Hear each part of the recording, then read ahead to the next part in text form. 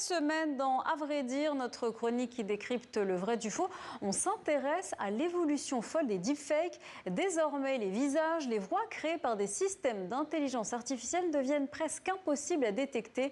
Comment l'intelligence artificielle brouille-t-elle notre perception du réel? Réponse avec Nina Soyer. Êtes-vous vraiment sûr de ce que vous voyez? Cette personne, pour vous, est-elle réelle? Et celle-ci? Toutes les personnes que vous venez de voir ont été générées par intelligence artificielle. Aucune d'entre elles n'existe et les créer a probablement pris quelques minutes. Le résultat, à première vue, impressionne par son réalisme. Mais à vrai dire, en quoi cela vient-il bouleverser notre notion de la réalité? iGen, Kling, One, ces noms ne vous disent sans doute rien. Ces nouveaux outils, pour certains gratuits, permettent de changer, de créer, avec plus ou moins de précision, l'apparence physique totale d'un individu. Et ils pourraient être à l'origine de beaucoup de confusion sur Internet.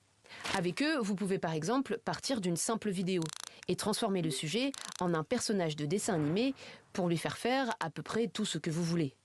Vous pouvez aussi partir d'une simple photo et donner vie à une multitude de personnages. C'est ce qui s'est passé pour ce moine qui répond au nom de Yang Moon et qui livre des conseils de développement personnel à ses 2,5 millions de followers. Il vous propose aussi des programmes pour 50 $ afin de retrouver votre calme, équilibre émotionnel et harmonie intérieure. Cela peut prêter à sourire, mais au final, combien parmi ces 2,5 millions de personnes savent que Yang Moon est une IA? Faut-il désormais partir du principe que ce que l'on voit sur nos téléphones est faux? Le 15 mars dernier, le président israélien Benjamin Netanyahou a posté une vidéo dans le but de prouver qu'il était encore vivant.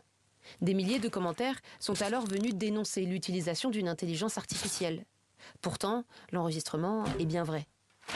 La vitesse d'évolution de l'IA vient donc brouiller notre perception de ce que nous consultons sur Internet et pourrait, in fine, nous détourner de ce qui est vrai.